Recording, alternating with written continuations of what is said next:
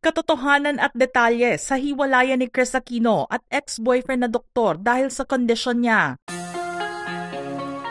Marami ang nahabag at nalungkot sa ipinakitang post ng Queen of All Media na si Kris Aquino noong March 16, 2025, linggo ng gabi. Sa litratong nasa kanyang social media account, nakita ang bunsong anak nito na si Bimby na tinutulungan si Kris na magpunta sa banyo habang siya ay karga-karga. Mapapansin naman na tila naging butot balat na ang kondisyon ni Kris at talaga namang namamayat ngayon. Pero hindi lamang iyon ang ikinalungkot ng mga supporters ni Kris dahil ang mensahe na inilakip dito ang dumurog sa puso ng mga nakabasa. Inamin kasi niya na mas lumala ang kanyang kondisyon at inihayag din niya ang kanyang painful truth sa pinagdadaanan ngayong karamdaman, both physical and emotional. Naghiwalay na rin kasi sila ng dati niyang boyfriend na doktor, si Dr. Mike Padlan, na siyang tumitingin at nag-aalaga sa kanya noong panahong kinakailangan niya ng tagabantay at magmo-monitor sa kanyang kalusugan.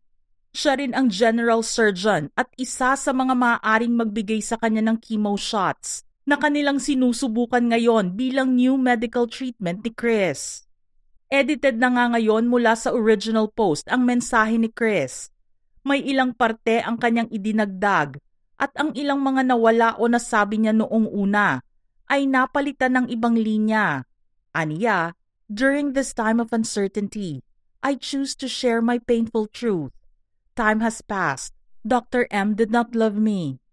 Mas pinili rin daw kasi ng doktor na bumalik sa realidad na wala itong obligasyon sa kahit na sinong tao lalo na kay Kris, na sobra-sobra ang karamdaman na dinadala ngayon. He chose to leave when my autoimmune conditions were multiplying. Subalit nilinaw naman ni Kris na kahit noong may relasyon pa sila, hindi ito nagpabaya at nagbabayad pa rin ng doctor's fee.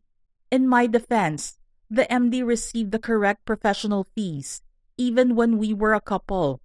Alvin is calculating if he is still owed more. Sinabi naman ni Kris ang dahilan kung bakit kinailangan niyang i-edit ang naunang post. Ito ay dahil sa dalawang taong naging parte na rin ng kanyang buhay. I edited because there are 2 children whom I love.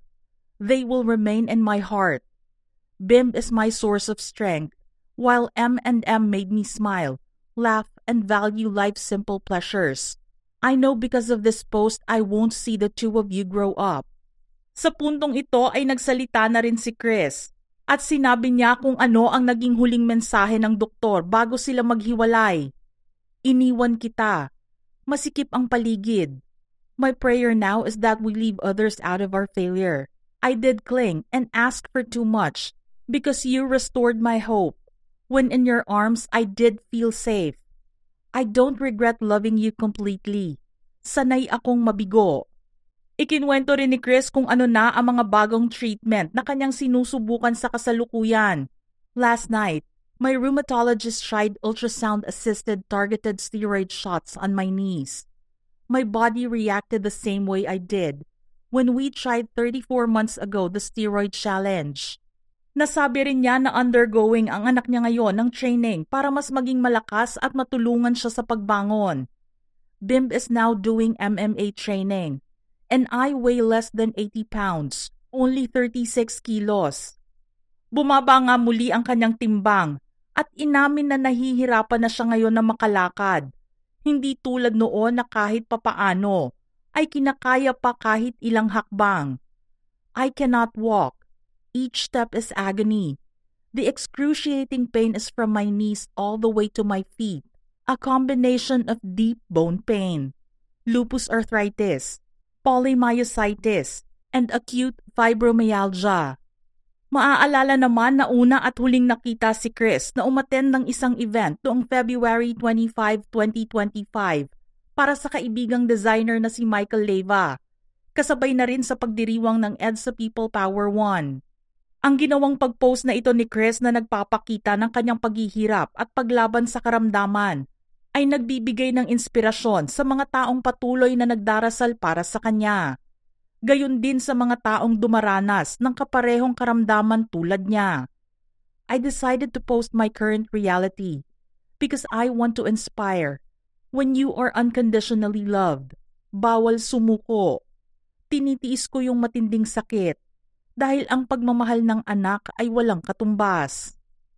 Matatandaan naman na unang nakilala ng mga tao si Dr. Mike Padlan noong September 2024 sa pagbabalik ni Chris at anak nito sa Pilipinas mula Amerika. Hindi man niya pinangalanan ang nasabing doktor. Nakilala naman ito ng mga pasyente niya dahil sa litratong ipinost ni Chris kung saan sila magkatabi sa eroplano. Maraming magagandang salita ang narinig sa mga taong nagpatunay na isang mabuting tao ang doktor. Natuwa naman ang mga fans ni Chris dahil nakahanap na siya ng taong tunay ang pagmamahal na ibibigay sa kanya at tiyak na maaalagaan siya. Hindi rin malilimutan ang tsismis na lumabas isang buwan makalipas ang pagbabalik bansa ni Chris. Pinag-usapan kasi ang tungkol sa di umano'y pagpapakasal nilang dalawa ng doktor. Pinabulaanan naman ito ni Chris at sinabing fake news ang kumakalat na balita. Ang pagiging mabait at maalagain ng doktor ay mapapatunayan naman ng kanyang anak na si Miguel Lorenzo.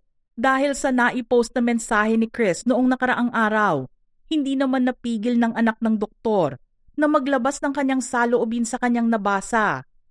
Aniya hindi niya mapapalampas ang pagkakataon na magbigay ng linaw sa maraming tao sa mga paratang na naisulat tungkol sa kanyang ama. I am speaking up because I love my father. I cannot remain silent while false stories are being spread about him.